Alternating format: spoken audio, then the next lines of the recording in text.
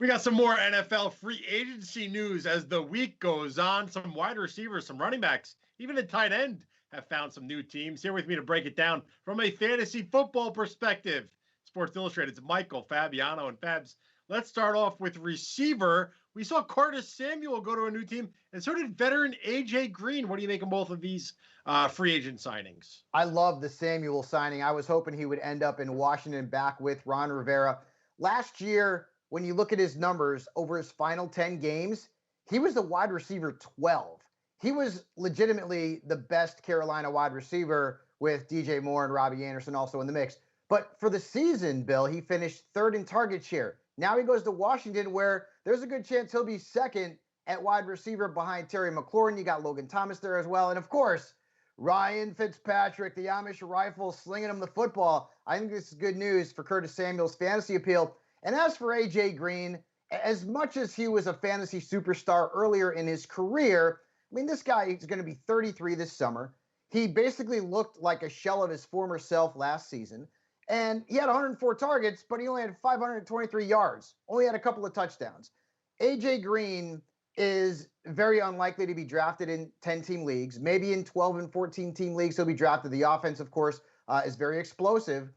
What this means, though, is Larry Fitzgerald's days in Arizona could be over, which would be very strange.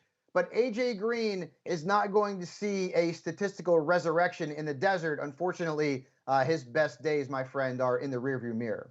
Yeah, A.J. Green signing with the Cardinals kind of reminds me of like when Andre Johnson signed with the Colts. Wasn't it the Colts at the end of his career? Yes. Perfect example.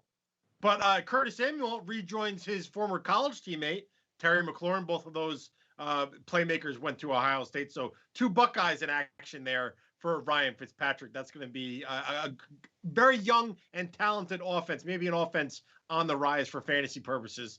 Fabs, let's move over to running backs. We saw Marlon Mack re-sign with Indianapolis Colts. And if you have Jonathan Taylor on your dynasty team, you're kind of a little upset about this one, aren't you? Yeah, it's not ideal, but is Marlon Mack going to come in and steal enough touches from Jonathan Taylor to really hurt Taylor's value significantly? I don't think so. So maybe you drop him a spot or two at the running back position. He's still going to be a first-round pick. And Marlon Mack's coming off a serious injury. Achilles injuries are really tough to come back from.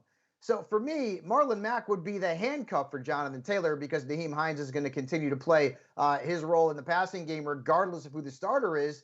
And we're going to see how well Marlon Mack is during training camp and during the preseason, which we all kind of expect to happen. So I don't think this severely hurts Jonathan Taylor, but as you mentioned, it's not ideal. And then Mike Boone goes to Denver.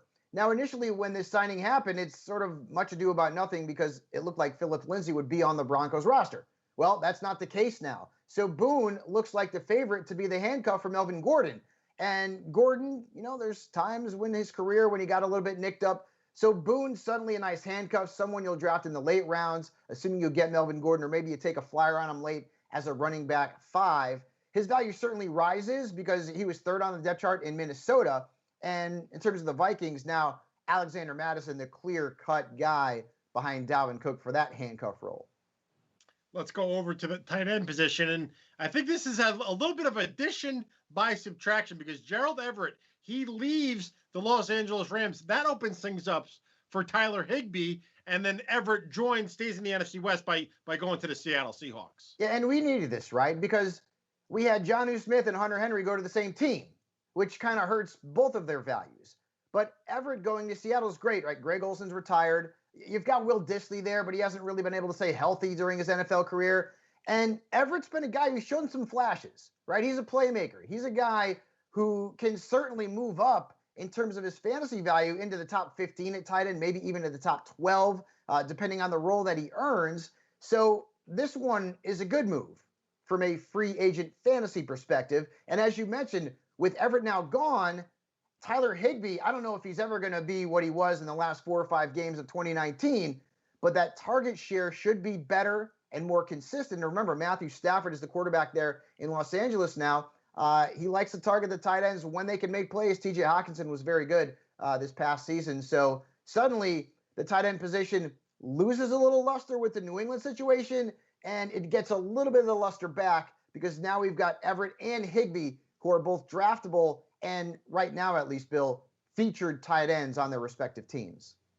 When it comes to fantasy football, we got you covered all season long and even in the offseason. It's a year-round project for us here at Sports Illustrated. Check out more of Michael Fabiano's excellent analysis by going to si.com/fantasy.